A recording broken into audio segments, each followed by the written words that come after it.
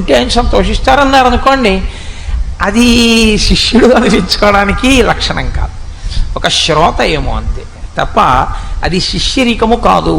అందుకే గురువుగారిని పిలిచేవాళ్ళు చాలామంది ఉండొచ్చు, నిజమైన శిష్యులు వేళ్ల మీద ఉంటారు. వాళ్ళు గురి కలిగిన వారు గురువుగారి మీద. వాళ్ళు గురువుగారి నోటి వెంట వచ్చినటువంటి మాటని, ఆవు పాలు పితుకుతున్నప్పుడు ఆ పితుకుల్లోంచి కింద పడిన పాలని జాగ్రత్తగా చుక్క కింద పడకుండా పట్టేటటువంటి గొల్లవాడు ఎలా పట్టుకుంటాడో అలా పట్టి 10 మందికి పంచిపెట్టి ఆరోగ్యాన్ని పొందినట్లు గురువు నోటిలోంచి వచ్చేటటువంటి మాటని అంత జాగ్రత్తగా పట్టుకుని దాన్ని అనుష్ఠాన పర్యంతంలోకి తెచ్చుకుంటారు. అలా తెచ్చుకున్నవాడెవరో వాడు శిష్యుడు.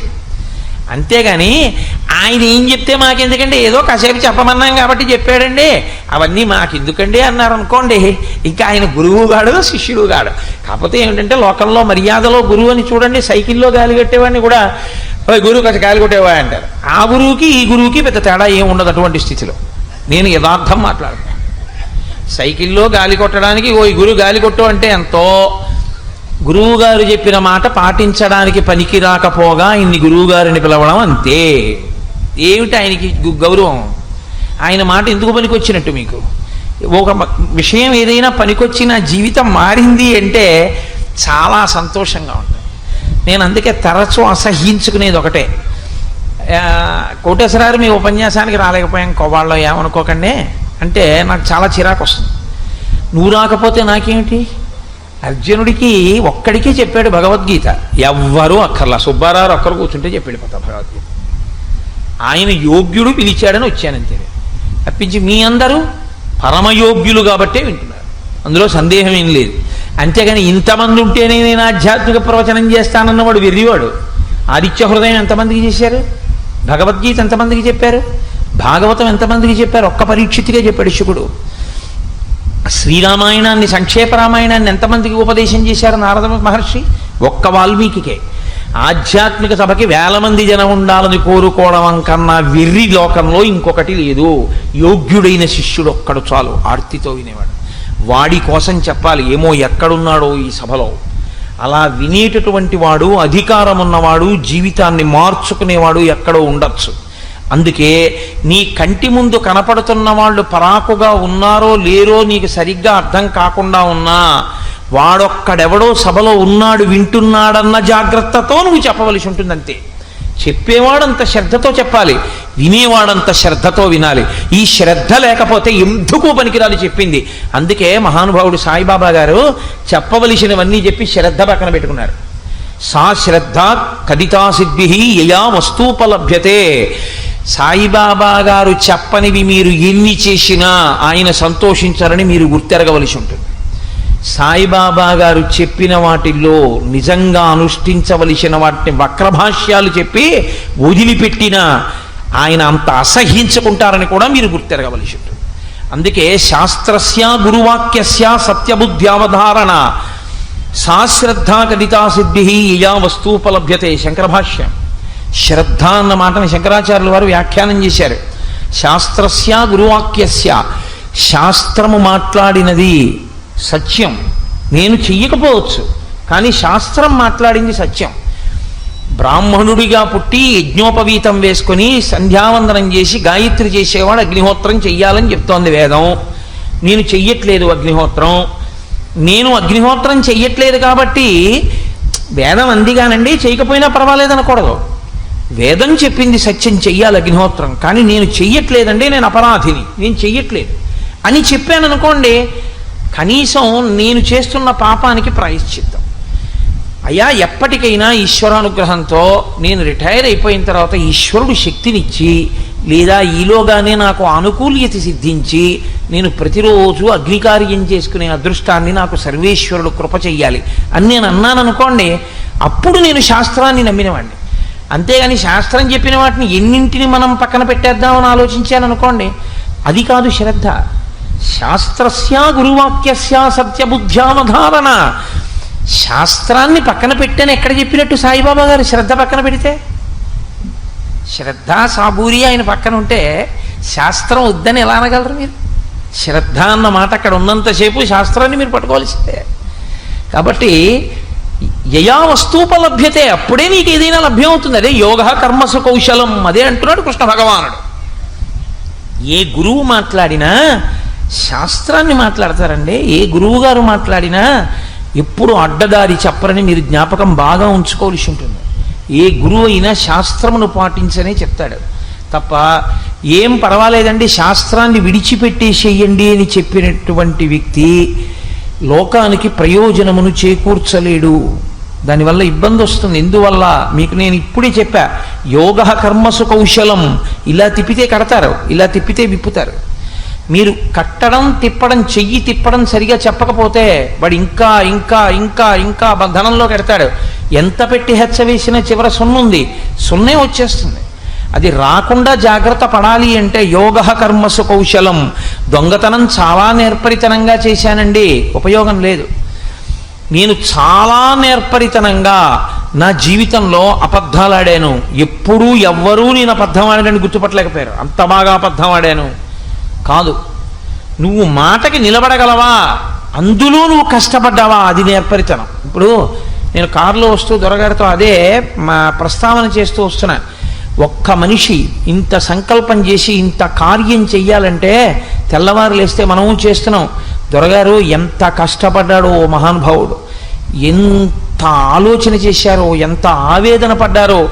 అటువంటి వ్యక్తికి మాట ఇచ్చిన తరువాత వారం రోజులు వస్తానని, వారం రోజులు నేను వెళ్ళి నేను చెప్పగలిగింది చెప్పి, అమ్మయ్యా ఆయన ఇంత కష్టపడితే ఆయనకి నేను ఒక ఉపకారం చెయ్యగలిగాను, ఇచ్చిన మాట ప్రకారం వెళ్ళి గంట చెప్పాను, అరగంట చెప్పాను, నేను నమ్ముకున్న శాస్త్రాన్ని చెప్పి నేను వచ్చాను, చాలు, నాకు ఈ తృప్తి చాలు దొరగారు. అంత కష్టపడిన వ్యక్తికి నన్ను అడిగిన ఉపకారం నేను చేయగలిగాను, చాలు. మీరు మాట నిలబెట్టుకోవడానికి పరిశ్రమ చేయవలసి ఉంటుంది. మాట తప్పడానికి పెద్ద పరిశ్రమ అక్కర్లేదండి. ఒక్క మాట చాలు అబద్ధం చెప్పడానికి. నేను ఈ 8 రోజుల ఉపన్యాసాలకి నేను రావాలని ఏం లేదు. సాయంకాలం అయ్యేటప్పటికి ఏమిటో ఒళ్ళు వెచ్చగా ఉంటుందండి. డాక్టర్ గారు కొన్నాళ్ళు సాయంకాలం పూట్ల ఎక్కడికి వెళ్ళకండి, అందులో ఓపెన్ ఎయిర్లోకి వాటికి వద్దన్నారు సుబ్బారావు, అందుచేత నేను ఏదో ట్యాబ్లెట్స్ అవి వేసుకోవాల్సి వస్తుంది, నన్ను మన్నించండి ఈసారి. కానీ నేను అన్నాను అనుకోండి, నన్ను పేకట్టుకులు అక్కొస్తారేంటి, ఏమి రారు. కానీ వస్తాను అని మాట ఇచ్చి ఒకసారి ఒక ఆహ్వాన పత్రంలో ఫోటో పడిపోయిన తర్వాత ఆ మాట నిలబెట్టుకోవలసిన కర్తవ్యం ఇక నాది.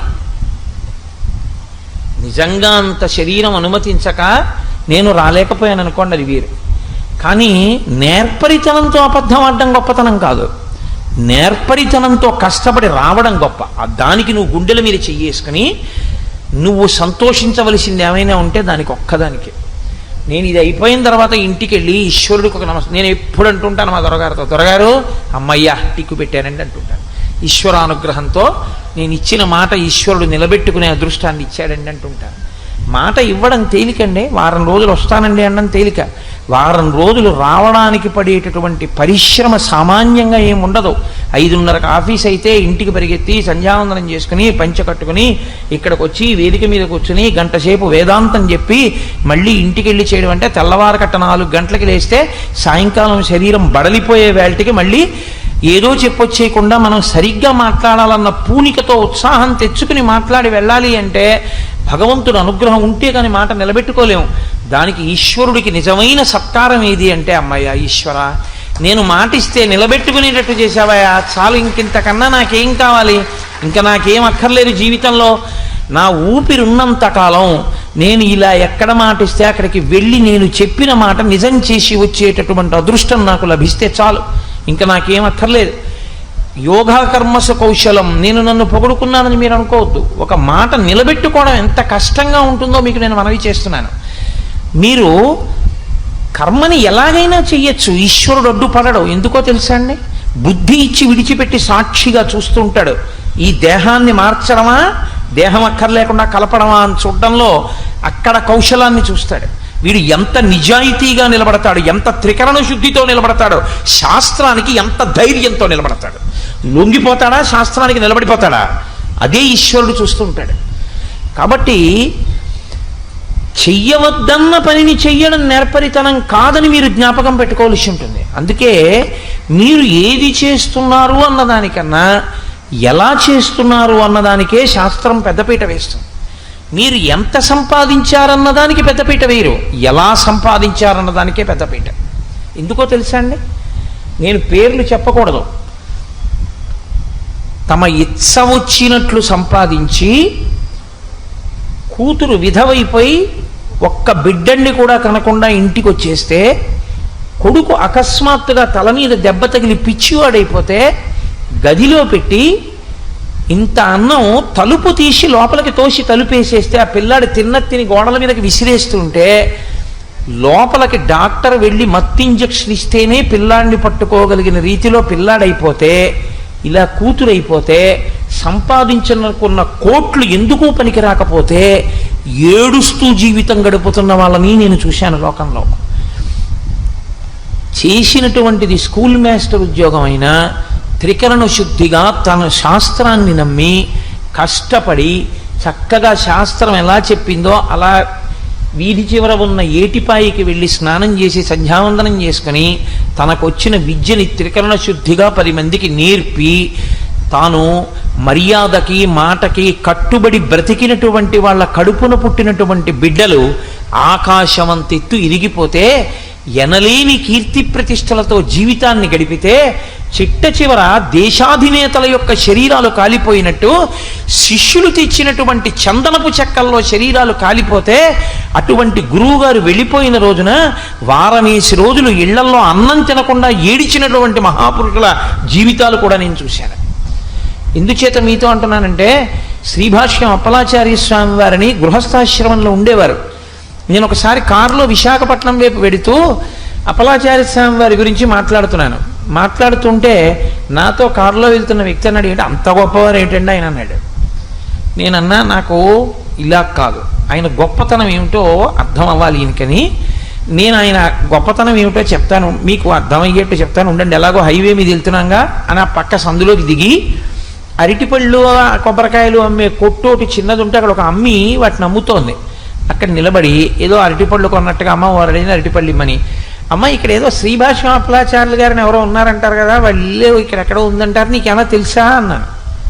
ఆ అమ్మాయి నన్ను ఇలా విచిత్రంగా చూసినట్టు చూసి, శ్రీభాష్యం అప్పలాచార్యులు గారు ఎవరో ఉంటారు ఇక్కడ, ఇక్కడే ఉంటారా అని అడుగుతున్నారా?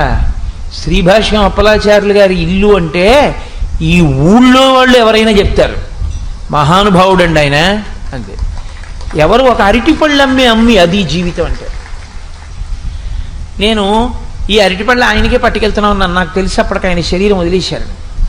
ఆవిడంది, మీరు అరటిపళ్ళు పట్టుకెడితే తినడానికి ఆయన లేరు ఇప్పుడు, మీరు ఎప్పుడు చూడలేదా అప్పలాచార్య స్వామి వారిని ఉన్నప్పుడు అంది. నేను తినే ఆవిడ ఏముంటుందో చూద్దామని, మేము ఎప్పుడు చూడలేదమ్మా, ఈ మధ్యన ఎవరో చెప్పారు ఒకసారి చూద్దామని వచ్చాం, ఆయన లేకపోవడమే అన్నాను. ఏం మనిషివా నువ్వు, ఇన్నాళ్ళ నుంచి కాకినాడలో ఉన్నానంటున్నావు, నీకు అప్పలాచార్య స్వామి వారు తెలీదా? ఏమి జన్మ నీ జన్మ? మహానుభావుడు, ఎంతగా రామాయణాన్ని ప్రచారం చేసుకుని తరించిన వ్యక్తో తెలుసా? ఆయన శరీరం విడిచిపెడితే ఆయన ఇల్లు ఇదిగో 4 సందుల అవతలుంది, ఇక్కడి వరకు జనం నిలబడ్డారు ఆయన వెళ్ళిపోయిన రోజున. ఆయన శరీరం మామూలు కట్టెలలో కాలకూడదని ఇంటింటి నుంచి గంధపు చెక్కలు తెచ్చి గంధపు చెక్కల్లో కాల్చారు. అదే ఆయన జీవితం అంటే. మహానుభావుడే ఆయన అందావిడ. నేనప్పుడు ఇంకా ఏమైనా అంటే తిడుతుందేమోనని, అమ్మా నాకు తెలుసమ్మా, ప్రాతస్మరణీయులు వారి వైభవం, సామాన్య స్త్రీవి నువ్వు కూడా ఎంత గౌరవిస్తావన్నది విని ఆనందిద్దామని అడిగాను, అంతేనమ్మా నాకు తెలుసు అన్నాను. ఆవిడ ఎంతో సంతోషించింది. అంటే నేను మీతో ఎందుకు మనవి చేస్తున్నానంటే, మీరు ఎంత సంపాదించారన్నది కాదు, ఎలా సంపాదించారన్నది ప్రధానం.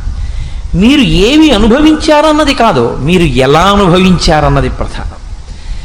ధర్మ వ్యతిరిక్తంగా భోగం అనుభవించిన వాడేమో, కానీ నొల్లుకునేది ఏముంటుంది చెప్పండి? శ్రీరామాయణం చూడండి, రాముడు చాలా కష్టాలు పడ్డాడు ధర్మం కోసం.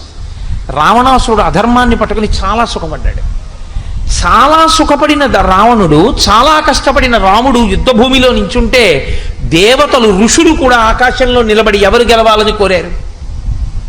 రాముడు గెలవాలని కోరారు. రావణుడి 10 తలలు తెగి కింద పడిపోతే సొంత భార్య మండోదరి అడవలేదు. ఆవిడంది, నాలో లేని అందం ఏమి నీకు సీతమ్మలో కనపడిందిరా తుచ్చుడా, నీ కామానికి నువ్వు చచ్చిపోయావురా, రాముడి చేతిలో కాదు చచ్చిపోయింది, నువ్వు చచ్చిపోయావు బానే ఉంది. విభీషణుడు తలకరివి పెడతాడు, కష్టపడి కన్న కొడుకు ఇంద్రజిత్తుని చంపేశావు నీ కామానికి, రేపు నేను చచ్చిపోతే నాకు తలకరివి పొట్టే కొడుకుని మిగల్చకుండా చచ్చిపోయావు, దుర్మార్గుడా, నీలాంటి భర్తని పొందిన నేను అదృష్టహీనను అందావిడ. మహాపతివ్రత మండోదరి. ఎన్ని అనుభవించారన్నది కాదు, కొడుక్కి రామ పేరు పెట్టుకున్న వాళ్ళు కోట్ల మీద ఉన్నారు. రావణ పేరు పెట్టుకున్న వాళ్ళు ఒక్కడిని చూపించండి నాకు, ఉండడు. ఎవరికి కావాలి కాంచనలంకకు ఆధిపత్యం ఉంటే, ఎవరికి కావాలి అంత ఐశ్వర్యం ఉంటే, ఎవరికి కావాలి ఎంతమంది దిక్పాలకుల్ని శాసిస్తే, నువ్వెలా అనుభవించావన్నది ప్రధానం. నువ్వు ఎలా అనుభవించావన్నది ప్రధానమైతే నువ్వు వేదం చెప్పినట్టు కర్మ చేశావా అన్నది ప్రధానం కదా. ఎలా అన్న ప్రశ్న వచ్చినప్పుడు సాధనము వేదప్రోక్తమే. నువ్వు వేదం ఎలా చెప్పిందో అలా బ్రతికావా? అలా బ్రతికి ఉంటే నీ జీవితం ధన్యం. అలా బ్రతకకపోతే నువ్వు ఎన్ని కర్మలు చేసినా, ఎన్ని భోగములు అనుభవించినా, ఎంత కూడబెట్టినా, ఎంత అధికారివైనా, ఎంత అందగాడివైనా లోక కంటకుడవు. నీ వలన ప్రయోజనం ఏమీ ఉండదు. అందుకని యోగ కర్మసు కౌశలం. ఈ యోగం చేసేటటువంటి వాడు ఎలా ఉండాలో చెప్తున్నారు గీతాచార్యుడు. యోగస్తక్కురు కర్మాణి సంగం త్యక్త్వా ధనంజయ. చిత్తశుద్ధి కలగడానికి ఓ అర్జున నువ్వేం చేయవలసి ఉంటుందో తెలుసా? నువ్వు వేదం ఏం చెప్పిందో అది చేస్తూ ఉండు, కర్మ చేస్తూ ఉండు. కానీ నీవు కర్మ చేసినప్పుడు ఫలితమును అపేక్షించవద్దు, కర్మ ఒక్కటే చేస్తూ వెళ్ళు. ఇది చెప్పినంత తేలిక మాత్రం కాదు సుమండి, చాలా సాధన అవసరం అవుతుంది. ఎందుకంటే మనం ఎప్పుడూ కూడా కర్మ చేస్తే ఫలితాన్ని అపేక్షించకుండా కర్మ చెయ్యనటువంటి స్థితికి నిలబడిపోతాం. ఎందుకంటే కామ్య కర్మకి అలవాటు పడిపోతుంది జీవితం. కోట్ల జన్మలుగా వచ్చినటువంటి బుద్ధి లోపం ఇది. ఏది చెయ్యండి, దీనివల్ల ఏమొస్తుంది అని వెంటనే ఒక ఆలోచన. పూజ చేశాడు, ఈ పూజ చేశాను కాబట్టి నాకేదో కలిసి రావాలి. లేదా పూజ కొరకు చెయ్యడు. దేని కొరకు చేస్తాడంటే ఫలితం కొరకు పూజ చేస్తాడు. మా అమ్మాయి పెళ్ళికి ఏం చేయనండి అంటాడు. నువ్వు ఇప్పటివరకు భక్తిగా ఉంటే మీ అమ్మాయి పెళ్ళికి ఏం చేయాలని అడగక్కర్లేదు. మగ పెళ్లివారు అడిగి వచ్చి నీ కూతుర్ని చేసుకుని ఉండేవారు. నువ్వు అడగవలసిన అవసరం ఎందుకు వచ్చిందంటే ఈ బుద్ధి నీలో ఉండిపోబట్టే. ఏం చేస్తే ఈశ్వరుడు ఇస్తాడని. నీ ఇంటి పాలేరు. నీకు ఎప్పుడు అవసరం వస్తే అప్పుడు ఆయన పలుకుతూ ఉండాలి. నువ్వు పేపర్ ఎందుకు చదువుతావు? పేపర్లో చావు వార్తన్నా చదువుతావు, పేపర్లో శుభవార్తన్నా చదువుతావు, టెండూల్కర్ డకౌట్ అయిపోయినా చదువుతావు, టెండూల్కర్ డబల్ సెంచరీ కొట్టినా చదువుతావు, ఉద్యమాలు వచ్చి రాష్ట్రం అంతా కాలిపోతున్నా చదువుతావు, రాష్ట్రం అంతా సస్యశ్యామలంగా ఉన్నా చదువుతావు. పేపర్ చదవడం ఎందుకు? విషయం గ్రహించడానికి, అంతే. అలా కాఫీ ఎందుకు తాగుతావు? తాగకుండా ఉండలేక తాగుతావు. అన్నం ఎందుకు తింటావు? తినకుండా ఉండలేక తింటావు. భార్యను ఎందుకు ప్రేమిస్తావు? ప్రేమించకుండా ఉండలేక ప్రేమిస్తావు. పూజ ఎందుకు చేస్తావు? చేయకుండా ఉండలేక చేస్తాను అను. అలా అనగలవా? ఎందుకంటే పూజ రోజును అన్నారనుకోండి, అలా ఉండలేనండి నేను చేయకుండా. ఈ ఊపిరించిన వాడు నిన్న ఒక్కరోజు పొద్దున్నీళ్ళలో పువ్వు వేస్తే ఇప్పటి వరకు ఊపిరి ఉంచాడు కాబట్టి మీరు వచ్చి మాట్లాడారు. వాడికి వెయ్యొద్దండి పువ్వు, నేను వాడికి పూజ చెయ్యొద్దండి, వాడికి పూజ చేయకుండా నేను ఉండలేను అని మీరు అన్నారనుకోండి, అది సాత్విక కర్మ. కామ్యకర్మ కింద మనం ఎందుకు మార్చుకుంటామంటే అలా అలవాటు చేసేసుకున్నాం. ఎప్పుడూ ఉన్నది ఉండడానికి, కొత్తది రావడానికి, ఉన్నది పోకుండా ఉండడానికి ఈశ్వరుడు. అప్పుడు కర్మలన్నీ కామ్యములు అవుతాయి. కర్మ కామ్యకర్మ కాకుండా ఉండాలి అంటే ఈశ్వరుడు చెప్పాడు, నేను చేస్తున్నాను, సంగము లేదు, దీనివల్ల ఏమొస్తుంది ఏం పోతుంది నాకు అనవసరం. మీరు చూడండి, బ్యాంకులో క్యాషియర్ అని ఒక ఆయన ఉంటాడు. ఆయన్ని తీసుకెళ్లి చెస్ట్ దగ్గర ఓ సంతకం పెట్టించుకుని ఓ 10 లక్షలు ఇస్తారు. ఆయన వెంటనే ఇంటికి ఫోన్ చేసి, ఏమో మనకు 10 లక్షలు వచ్చాయి, ఏం చెయ్యాలో ఆలోచించి అంటాడా? 10 లక్షలు వచ్చినా నాది కాదు, తీసుకెళ్ళి కౌంటర్లో పెట్టి కూర్చుంటాడు. ఓ విత్డ్రాయల్ ఫామ్ ఇచ్చారనుకోండి, ఉందా? ఇంతకుముందు ఖాతాలో చూస్తాడు, ఉంది. అయ్యో వీడికి ఇలా పెళపెళలాడే నోట్లు ఇచ్చేయడమా అని బాధే ఉండదు, ఇచ్చేస్తాడు. ఇంకోడు కట్టాడు, అయ్యా ఇంతమంది పట్టుకుపోయారండి వాళ్ళు, మీరు ఒక్కరేనయ్యా స్వామి, 25,000 తీసుకొచ్చి బ్యాంకులో కట్టారు, ఉండండి కాఫీ ఇప్పిస్తానంటాడా? ఏమీ అంటాడు. కట్టేవాడినైనా క్యూలో రమ్మంటాడు, పుచ్చుకునేవాడినైనా క్యూలో రమ్మంటాడు. 10 లక్షలు పట్టుకొచ్చాడు, 5 లక్షలు ఇంకా వచ్చిన 15 లక్షలు. తీరా సాయంకాలం కౌంటర్లో కట్టేటప్పటికి 23 రూపాయల 50 పైసలు ఉంది. ఆయనకి ఏమైనా మళ్ళీ ఫోన్ చేసి, ఏమిటో నా కర్మ, 15 లక్షలు వచ్చింది, 23 రూపాయల 50 పైసలు ఉంది సాయంకాలానికి అని ఏడుస్తూ ఇంటికి వెళ్తాడా? ఏమీ ఉండదు. వచ్చిన ఆయనకి పొంగు లేదు, ఆఖరణ లేకపోయినా ఆయనకి కొంగు లేదు. ఎందుకని? అవన్నీ బ్యాంకు వాళ్ళవి. తన కర్మ తను చేసుకెళ్ళిపోతున్నాడు. అలా వేదం నిన్ను కర్మ చేయమంది, నేను చేస్తున్నాను. ఫలితం ఈశ్వరుడు ఇస్తాడు. ఇవ్వకపోతే ఎందుకు ఇవ్వలేదో వదిలిపెట్టేయి. అది భక్తి అన్న మాటకు అర్థం.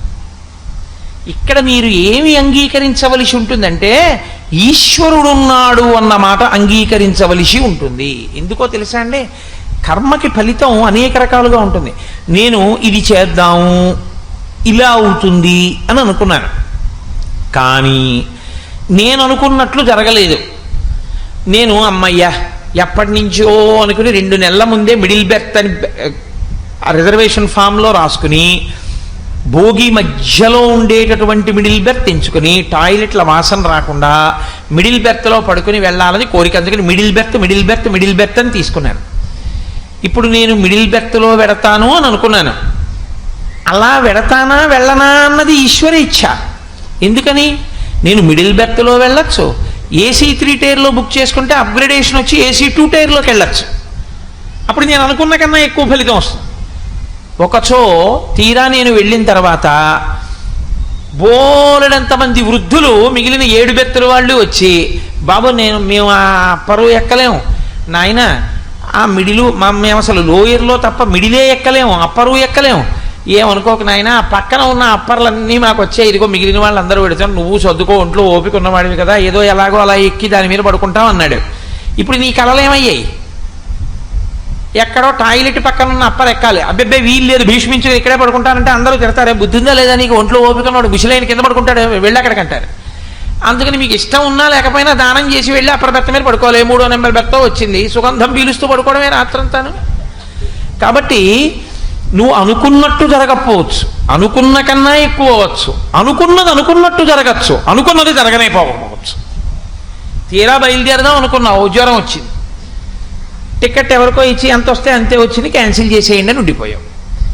ఇప్పుడు ఇందులో నీకు సంకల్పం ఉంది, రిజర్వేషన్ చేయించుకున్నావు, వెడతావా వెళ్ళవా ఈశ్వరుడు ఒకడు ఉన్నాడు, వాడి నిర్ణయాన్ని బట్టి ఉంటుంది. వాడు ఎలా నిర్ణయం చేస్తే అలా ఫలితం వస్తుంది అని మీరు నమ్మడంలో, ఫలితాన్ని నువ్వు ఆశించవద్దు అనడంలోనే ఇచ్చేవాడు ఒకడు ఉన్నాడు. వాడు ఇవ్వాలి అనుకుంటే నేను అనుకున్న దానికన్నా ఎక్కువ ఇస్తాడు.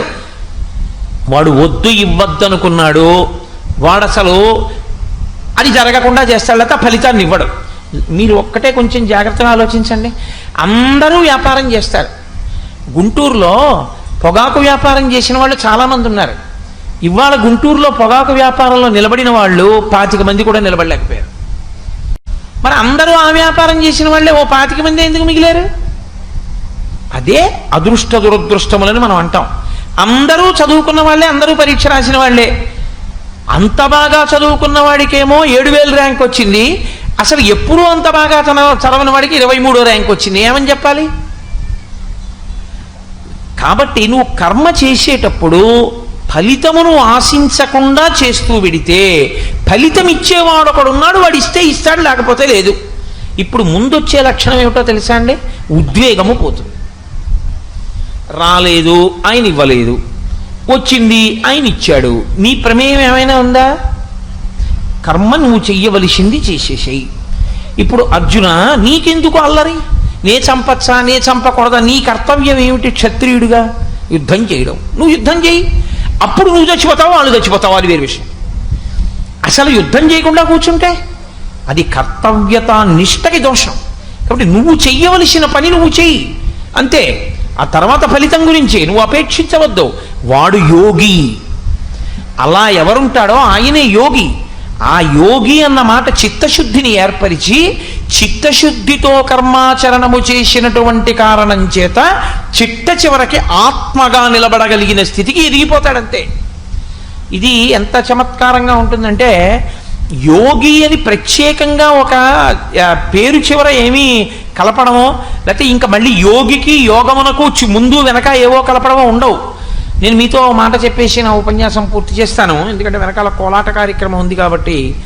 శ్రీరామాయణం ఇవాళ శ్రీరామ నవమి కదండి. అసలు యథార్థంగా ఇవాళ శ్రీరామనవమి. ఈ సమయంలో స్వామివారి యొక్క పట్టాభిషేక సర్గ చదివి వినాలి తప్పకుండా శ్రీరామనవమి నాడు సాయంకాలం.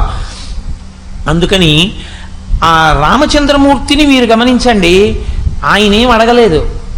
అకస్మాత్తుగా ఓ రోజు తండ్రి గారు పిలిచాడు. పిలిచి కూర్చో, ఆయన వచ్చాడు, నమస్కారం పెట్టాడు రామచంద్రమూర్తి. దశరథుడు అన్నాడు అలా కూర్చున్నాడు. చైత్ర శ్రీమాన్ ఇయం మాస పుణ్య పుష్పితకానన యవ్వరాజ్యాయ రామస్య సర్వం మే ఉపకల్ప్యతాం అని నిన్ననే అడిగాను సభలో. చైత్రమాసం కదా, రాముడికి యవ్వరాజ్యం ఇద్దామనుకుంటున్నాను అన్నాను. ప్రజలందరూ అంగీకరించారు, రామ అందుకని నీకు యవ్వరాజ్య పట్టాభిషేకం చేద్దామనుకుంటున్నాను. నాకు దుర్నిమిత్తములు కనపడుతున్నాయి, అందుకని తొందరగా చేసేద్దాం అనుకుంటున్నాను. నేను ఎక్కువ కాలం బతకను అని నాకు అనుమానంగా ఉంది. అందుకని నీకు రేపే యవ్వరాజ్య పట్టాభిషేకం. ఇవాళ రాత్రి వెళ్ళి నీ భార్యతో ఉపవాసం చెయ్యి. అలాగే నాన్నగారు నమస్కారం పెట్టి ప్రదక్షిణం చేసి వెళ్ళిపోయాడు. ఇప్పుడు నాన్నగారు రాజ్యం ఇస్తారని పొంగిపోలేదు రాముడు. వెళ్ళిపోయి ఉపవాసం చేశాడు. భార్యతో కలిసి ఉపవాసము అంటే ఉపవాసి, అన్యభావన రాకుండా ఉండడానికి పూజామందిరంలో పడుకుంటారు దంపతులు ఇద్దరు కలిసి. కాబట్టి పూజామందిరంలో పడుకున్నాడు రాముడు. పడుకున్నాడు, మర్నాడు నిద్రలేచాడు. తను చెయ్యవలసినటువంటి విహిత కర్మలన్నీ పూర్తి చేశాడు. పూర్తి చేసి అప్పుడు తండ్రి గారి యొక్క మందిరానికి వెళ్ళాడు. తండ్రి మొదలు నరికేసిన చెట్టు ఎలా ఉంటుందో అప్పటికి 50 మాటలు స్పృహ తప్పాడు రాత్రి, రాముణ్ణి దూరం చేసుకోవాల్సి వస్తోందని. ఏడిచి కళ్ళు ఉబ్బిపోయి ముందుకు వచ్చేసి జుట్టు చల్లుకుపోయి పొద్దున్న వీణానాదం వింటూ లేచేటటువంటి దశరథ మహారాజు పీను ఎలా ఉంటుందో అటువంటి స్థితిని పొంది ఇలా తలెత్తి కూడా రాముణ్ణి చూడలేకపోయాడు బెంగతో. రామా వెళ్ళిపోవలసి ఉంటుంది రాజ్యం నుంచి, రాత్రి మీ పిన్నమ్మ వరాలు అడిగిందని చెప్పలేక. ఆయన చూసి ఆశ్చర్యపోయి నాన్నగారమ్మా ఎందుకమ్మా అలా ఉన్నారు అని అడిగాడు. ఆవిడంది నవపంచచ వర్షాణి దండకారణ్యమాశ్రిత చీరాజిన జటాధారి రామో భవతు తాపస అభిషేక సమారంభో రాఘవస్యోపకల్ప్యతాం అనేనైవాభిషేకేన భరతో మిభిషిచ్యతాం. నాయనా నువ్వు 14 ఏళ్ళు అరణ్యవాసం చెయ్యాలి, ఇదే ముహూర్తానికి భరతుడికి పట్టాభిషేకం చెయ్యాలని అడిగాను. మీ నాన్న నాకు మాట ఇచ్చాడు, కానీ నువ్వు ఒప్పుకుంటావో ఒప్పుకోవో అని బెంగ పెట్టుకుని అలా ఉన్నాడు. నువ్వు తొందరగా వెళ్ళిపోతే తను స్నానం చేసి అన్నం తింటట్టు లేకపోతే తినట్టని చెప్పింది. రాముడు అన్నాడు ఈ మాట విని, అదేంటమ్మా భరతుడికి రాజ్యం అడగడం ఏంటమ్మా, నన్ను అడవికి వెళ్ళమన్నడం ఏంటమ్మా, నేనేమో పట్టాభిషేకం జరుగుతుందని అందరికీ చెప్పేసుకున్నాను, ఇప్పుడు నన్ను అడవికి వెళ్ళమంటున్నారు కదా, నేనేం తప్పు చేశాను, రాజ్యం పెద్దవాడికి వస్తుంది, నాన్నగారు ఎవరమ్మా పెద్దవాడికి ఇవ్వనడానికి రాజ్యం పట్టుకెళ్ళేసి తమ్ముడికి ఇవ్వడానికి, ఆయన సొంత సొత్త, రాజ్యం వంశపారంపర్యంగా వచ్చే హక్కు అనాలి. ఆయన అన్నాడు అమ్మా ఎంత పిచ్చిదానివమ్మా, దానికి 2 వరాలు అడిగావా, ఎందుకు నువ్వు పిలిచి చెప్తే వెళ్ళిపోనేమిటి, రామా భరతుడికి రాజ్యం ఇస్తాను నువ్వు అడవికి వెళ్ళు అంటే నేను వెళ్ళను. అమ్మా నువ్వు బాగా ఒక్క విషయాన్ని గుర్తించు తల్లి, నేను ఇవన్నీ కాను, కేవలం ఋషితుల్యుణ్ణి.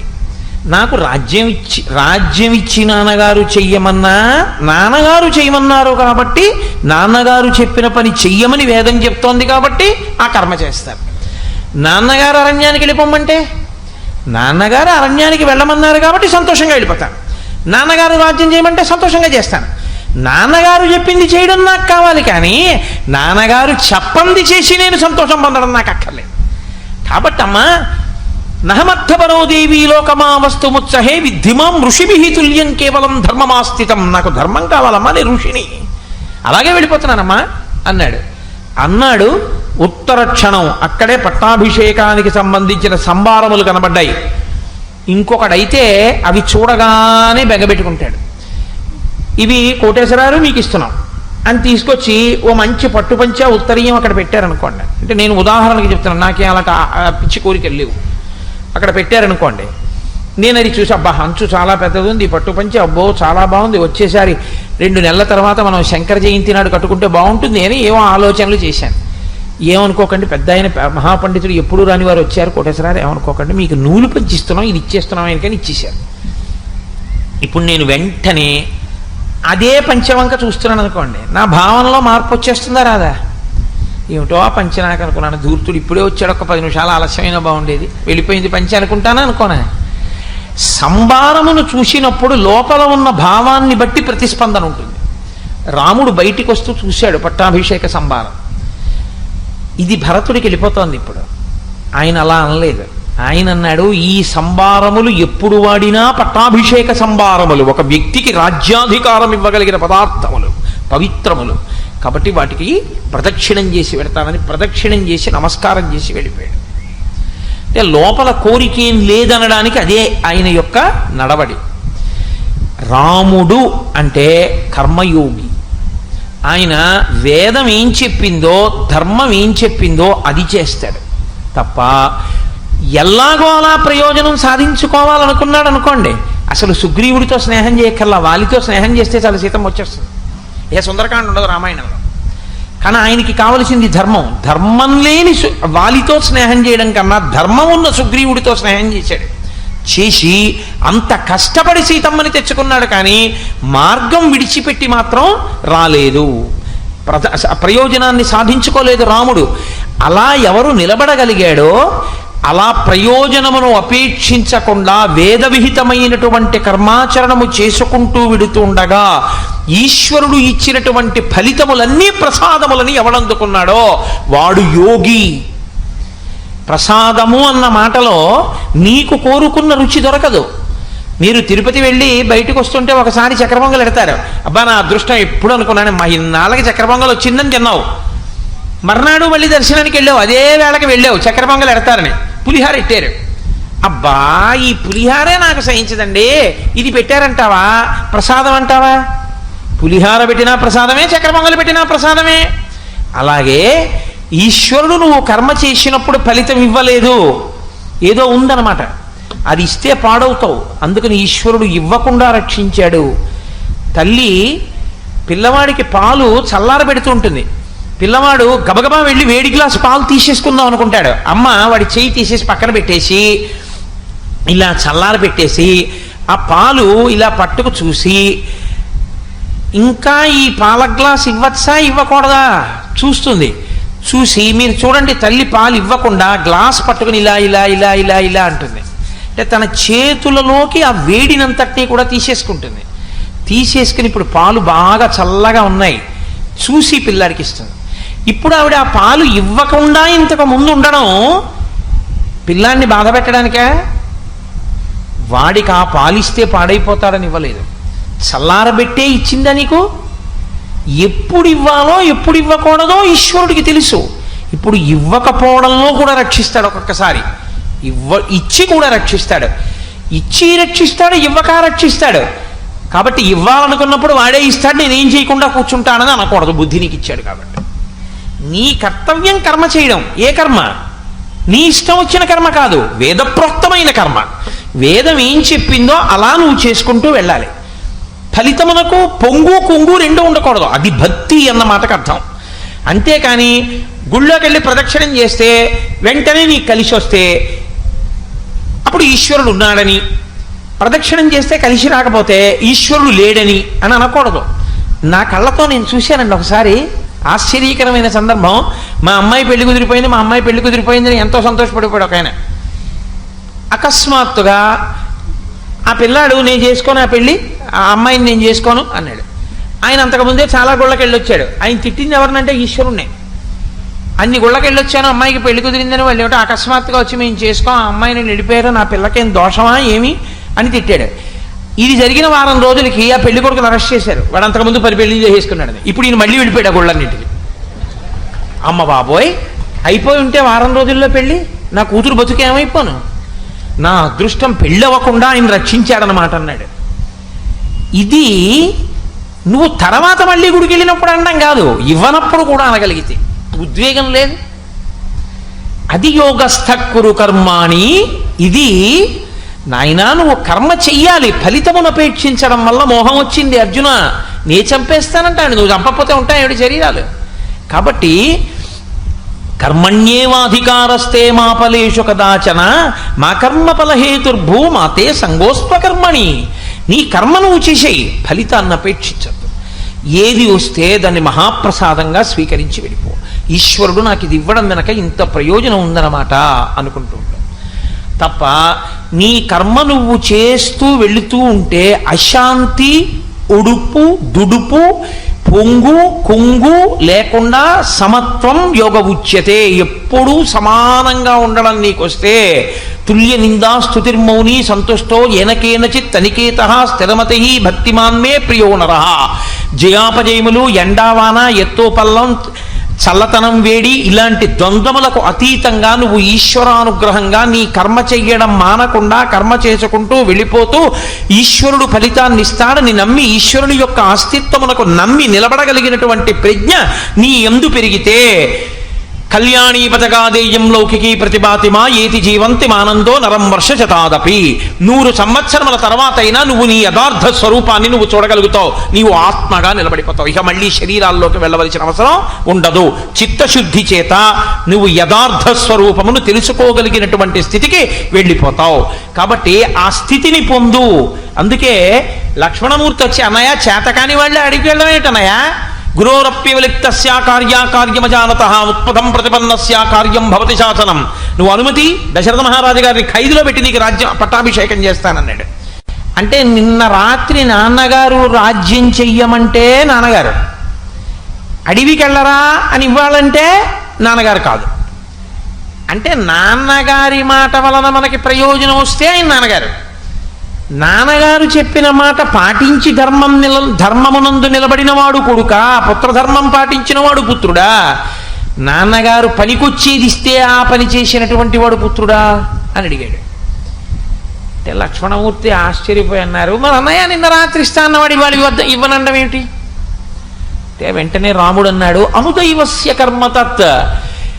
ఈశ్వరుడి చమత్కారం అలాగే ఉంటుందిరా. నిన్న ఇస్తానన్నావా అని అనిపించినవాడు ఈశ్వరుడు, ఇవాళ ఇవ్వననిపించినవాడు ఈశ్వరుడు. ఆ ఈశ్వరుడు నీ కళ్ళెదురుగుండా వచ్చి కనపడి చెప్పడు, ఎవరి ద్వారానో చెప్పిస్తుంటాడు. ఇలా నీకు ఈశ్వరుడు దొరకడుగా యుద్ధం చేయడానికి. దశరథుణ్ణి ఖైదు చేస్తే తండ్రి పట్ల ప్రవర్తించవలసిన మర్యాద యందు వైక్లభ్యం పొందిన పాపాన్ని మూటగట్టుకుంటావు. కానీ నువ్వు కొడుకుగా నువ్వు చెయ్యవలసిన కర్తవ్యం నువ్వెక్కడ చేసావు ప్రయోజనాన్ని కోరకుండా? నిన్న రాత్రి నాన్నగారు రాజ్యం చేయమన్నారు, చేస్తాను. ఇవాళ నాన్నగారు అడవికి వెళ్ళమన్నారు, వెళ్ళిపోతాను. ఫలితంతో నాకు సంబంధం లేదు. కొడుకుగా నా ధర్మం నేను చేశానా లేదా అంతే. ఇది యోగ కర్మసు కౌశలం సమత్వం యోగ ఉచ్యతే. ఫలితము మీద ఎక్కువగా దృష్టి పెట్టవద్దు. అయితే ఒక్కటి మాత్రం నిజం, కోటేశ్వరరావు గారు మీరు ఇంత నోరు కొట్టుకు చెప్పారు కదా, మీరు ఇలా ఉండగలరా జీవితంలో? నేను మీతో పరమ సత్యం చెప్తున్నాను, నేను ఉండలేను. మరి ఎందుకు చెప్పావు ఈ మాటలు మాకు? నేను కూడా సాధకుడను, కానీ నేను గీత చదువుకున్నాను, గీత వ్యాఖ్యానములు చదువుకున్నాను, శాస్త్రం మీద ఈశ్వరుడి మీద నమ్మకం ఉంది కాబట్టి సాధన చేస్తూ ఉంటాను. ఓ ఇది ఇవ్వకపోవడంలో ఏదో ప్రయోజనం ఉందన్నమాట, ఇది ఇవ్వడంలో ఏదో ప్రయోజనం ఉందన్నమాట. సాధారణంగా నేను ఉపన్యాసానికి వస్తాను అని మాట ఇచ్చిన తర్వాత నేను ఉపన్యాసానికి రావడం మానేసినటువంటి సందర్భాలు పరమేశ్వరుడి అనుగ్రహంతో నా జీవితంలో ఇప్పటి వరకు ఎప్పుడూ లేదు. 2-3 సందర్భాల్లో మాత్రం నేను వెళ్ళకపోవడం జరిగింది. అది దేనివల్ల? నా నిర్లక్ష్యం వల్ల కాదు. నేను యథార్థం మనవి చేస్తున్నా. నాకు ఒకప్పుడు 104 జ్వరం వచ్చి టైఫాయిడ్ వచ్చినప్పుడు కూడా నేను వెళ్ళి అనపర్తిల్లి ఉపన్యాసం చెప్పాను. నా ఒంట్లో ఊపిరి ఉన్నంతసేపు నా మాట నిలబెట్టుకునే ప్రయత్నం చేద్దాం, ప్రార్థనా శ్లోకం చెప్పి వెళ్ళిపోదాం. అయ్యా కూర్చోలేనండి, ఒళ్ళు వేడిగా ఉందండి అని చెప్పి. ఇదే అనపర్తి తప్పనిసరి పరిస్థితుల్లో వెళ్ళవలసి వస్తే వెడతానా వెళ్ళనా అంతర్జ్వరంలో, ఉపన్యాసానికి మాత్రం ఎందుకు మానేయాలి నా కర్తవ్యంలో అని నేను వెళ్ళాను. సాక్షాత్తుగా నా పెద్ద తండ్రి కొడుకు నా అన్నయ్యే శరీరం విడిచిపెట్టి నాకు అశౌచం వస్తే నేను దేవాలయంలోకి వెళ్ళి కూర్చుని ప్రసంగం ఎలా చేస్తాను? నేను చెయ్యలేను. అప్పుడు నేను వెళ్ళలేదు, ఈ మధ్యనే వెళ్ళలేదు అలా ఓ ప్రసంగానికి. నేను అప్పుడు నేను అనుకున్నాను, ఈశ్వరుడు ఎప్పుడూ నేను ఇచ్చిన మాట నిలబెట్టుకునేటట్టు చేశాడు, అటువంటి ఈశ్వరుడు నా మాట నిలబడకుండా చేశాడు, ఒక్కరోజే చెప్పేటట్టు చేశాడు. దీని వెనక ఏదో ఉందన్నమాట అనుకున్నాను. దాని వెనక ఏముందో నాకు అర్థం అయ్యుండొచ్చు, అర్థం అవ్వకపోవచ్చు, అది సభాముఖంగా చెప్పేది కావచ్చు, కాకపోవచ్చు. కానీ అప్పుడు కూడా నేను ఈశ్వరుడికి నమస్కారమే చేశాను. ఎందుకో తెలుసా అండి? అలా చెయ్యాలి సుమా అని గీత చెప్తోంది మనకి తప్ప, ఇవాళ నేను ఒక రోజు ఉపన్యాసం చెప్పడానికి ప్రతిబంధకం వచ్చేసిందని నేను ఈశ్వరుణ్ణి తిట్టకూడదు. ఎందుకు ఈశ్వరుడు బహుశಃ నన్ను వెళ్లకుండా చేశాడో అనుకున్నాను.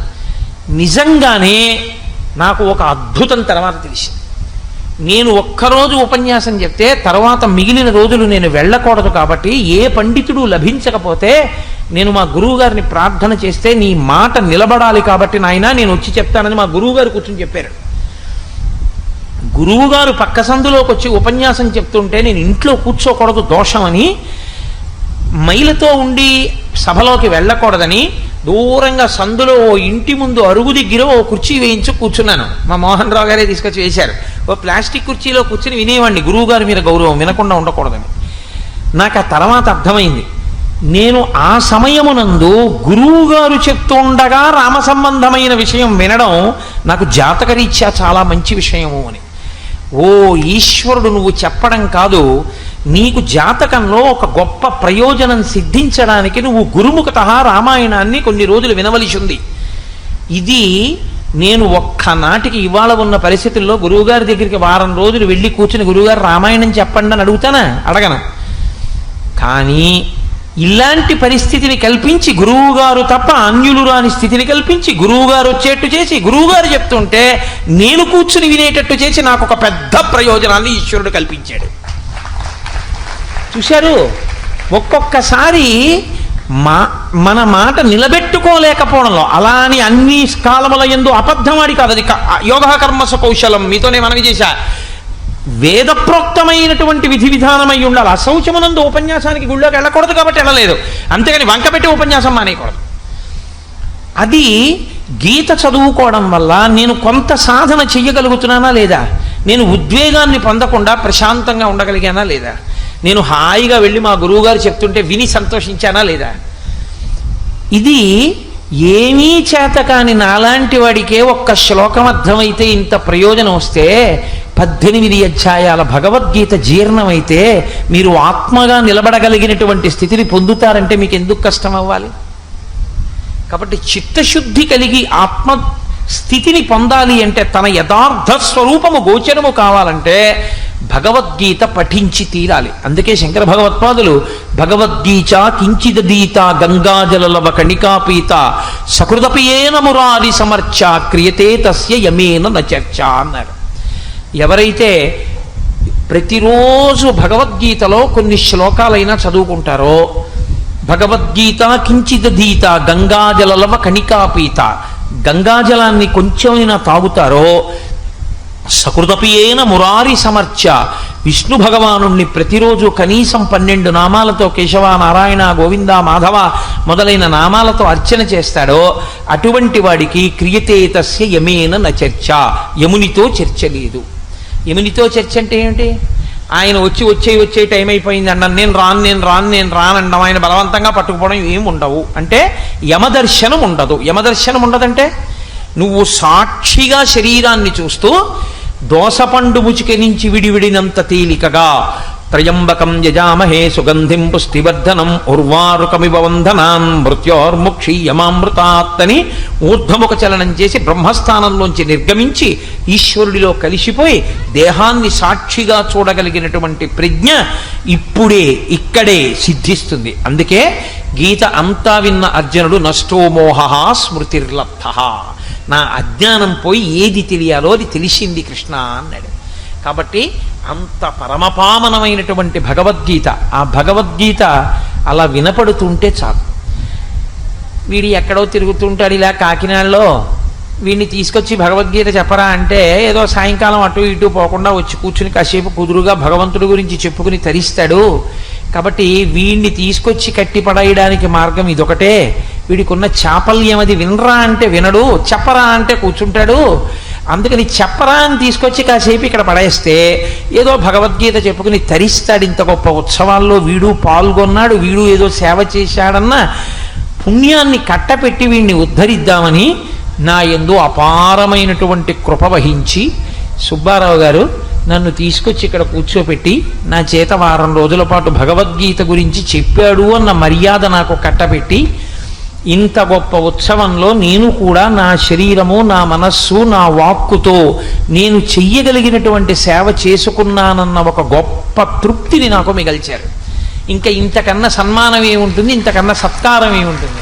ఏది మనసుకు పొంగో అది సత్కారం. కాబట్టి ఇక నాకు వేరు సత్కారం చేసే ప్రయత్నం చేస్తే ఈ సత్కారం తాలూకా పొంగు కుంగిపోతుంది కాదు. పాలు పొంగుతున్నప్పుడు నీళ్లు చల్లేస్తే వెనక్కి వెళ్ళిపోతాయి. కాబట్టి ఇంత గొప్ప ఉత్సవంలో సహకరించినందుకు సత్కారం చేయించుకుంటే ప్రతిఫలం కోరుకున్నవాడిని అయిపోతాను. ఇప్పటిదాకానే చెప్పిందేమో యోగ కర్మస కౌశలం యోగస్థ కురు కర్మాణి సమత్వం యోగ ఉచ్యతే అని, నేనేమో కర్మణ్యేవాధికారస్తే మా ఫలేషు కదాచన మా కర్మఫల హేతుర్భూ మాతే సంగోస్త్వ కర్మణి, ఇన్ని మాటలు చెప్పి ఇవన్నీ చెప్పినందుకు నాకు సత్కారం చేయండి అని శాలువాలు కప్పించుకుంటే ఇంకా నేను చెప్పింది ఏమిటి చెప్పినట్టు భగవద్గీత ఇదిగో ఇంటూ 0 అవుతుంది. అందుకని నాకు మీరు చేయగలిగిన మహోపకారం ఏమైనా ఉంటే నాకు మీరు సత్కారం చెయ్యొద్దని నేను అన్నాను. మీ మనసు దిగులు పొందుతుంది నాకు తెలుసు. సుబ్బారావు మనసు అప్పుడే ముఖం మారిపోతోంది. మీరు బెంగపెట్టుకోక్కర్లేదు, నాకు సత్కారం చేసినట్టే. నేను పొంగిపోయే సత్కారం ఏమిటి అంటే బాబా గారికి నైవేద్యం పెట్టిన 2 అరటిపళ్ళు 3 తామలపాకులు 2 వక్కలు నాకు ఇవ్వండి చాలు.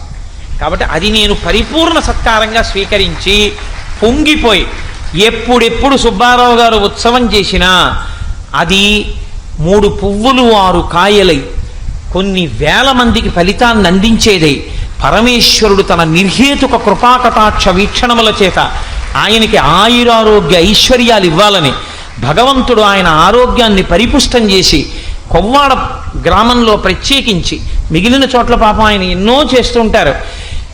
ఈ గ్రామంలో సనాతన ధర్మం వేళ్ళు ఊంచుకుని ఇలాగే పదిలంగా నిలబడడానికి గొడుగులా నిలబడిన మహానుభావుడు సుబ్బారావు గారు. అటువంటి సుబ్బారావు గారికి భగవంతుడు అన్ని విధాల శ్రేయస్సు ఇవ్వాలని నేను త్రికరణ శుద్ధిగా ఇంత పవిత్రమైన వేదిక మీద ఒక్క మాట నా మనసులో లేనిది నేను చెప్పను. త్రికరణ శుద్ధిగా అంజలి ఘటించి భగవంతుని పాదములకు శిరస్సు తాటించి నమస్కరించి ప్రార్థన చేసి నేను వేడుకుంటున్నాను. కాబట్టి మనందరం కోరుకునేది అదే, సుబ్బారావు గారు చిరాయులై ఇలా ఎన్నో కార్యక్రమాలు చేస్తే ఎన్నో జరిగితే చూసి పొంగిపోగలిగితే చాలు నాకు పరమానందం. నాకు కోటేశ్వరరావు గారు మీరు సభకొచ్చి ప్రసంగం చేయండి అని కూడా నన్ను అడగక్కర్లా, నేనే వచ్చి చూసి వెళ్ళిపోతుంటాను సంతోషంగా. నేను ఇవాళ రాలా మధ్యాహ్నం భోజనాల దగ్గరికి ఒక్కసారి అక్కడ నిలబడి అంతమంది స్త్రీలను చూసి పొంగిపోయా కామరాజు గారితో వస్తూ. ఆ లోపలికి వెళ్ళి అంతమంది అన్నం తింటుంటే పొంగిపోయా చూసి. ఓ ఎంతమంది ఎంత సంతోషంగా వచ్చారు, నా తండ్రి ఇన్ని ముఖాలతో తింటున్నాడు పరవశించిపోయి. నాకు ఏదో కాస్త నైమిత్తిక కర్మాచరణ ఉంది కాబట్టి కాస్త మధుర పదార్థాన్ని పంక్తిలోకి వచ్చి తినకుండా వెళ్ళకూడదు కాబట్టి మధుర పదార్థాన్ని నోట్లో వేసుకుని మళ్ళీ విడిపోయాను. కాబట్టి సుబ్బారావు గారు అక్కడ ఉన్నారా లేరా, నాకు స్వాగతం పలికారా లేదా, నేనేమైనా అడిగానా, లేదు. నాకు సుబ్బారావు గారు చేసిన కార్యక్రమం జయప్రదం అయితే చూసి సంతోషించడమే నాకు సంతోషం. కాబట్టి సుబ్బారావు గారు ఇలా కార్యాలు చేసి సఫలీకృతం అయితే చాలు నాకు. ఉపన్యాసం కోటేశ్వరరావు మీరు చెప్పండి అని అడగలేదని కూడా నేను నొచ్చుకోను. నన్ను పిలవకపోయినా నేను వచ్చి కూర్చుంటాను, వింటాను, చూస్తాను, పొంగిపోతాను. సుబ్బారావు గారి ఆయుర్దాయం కోసం, ఆయన ఆరోగ్యం కోసం, ఆయన శ్రేయస్సు కోసం, ఆయన 10 మందికి గొడుగులా నిలబడగలిగిన సమర్థత ఈశ్వరుడు ఆయనకి ఆయన కుటుంబానికి అలా ఉంచాలని ఒక మాట కాదు 10 మార్లు పరమేశ్వరుణ్ణి ప్రార్థన చేస్తాను. ఆయన మీద నాకున్న గౌరవం, ప్రేమ అటువంటివి. కాబట్టి ఈ కార్యక్రమాన్ని ఇక్కడితో పూర్తి చేస్తూ స్వస్తి.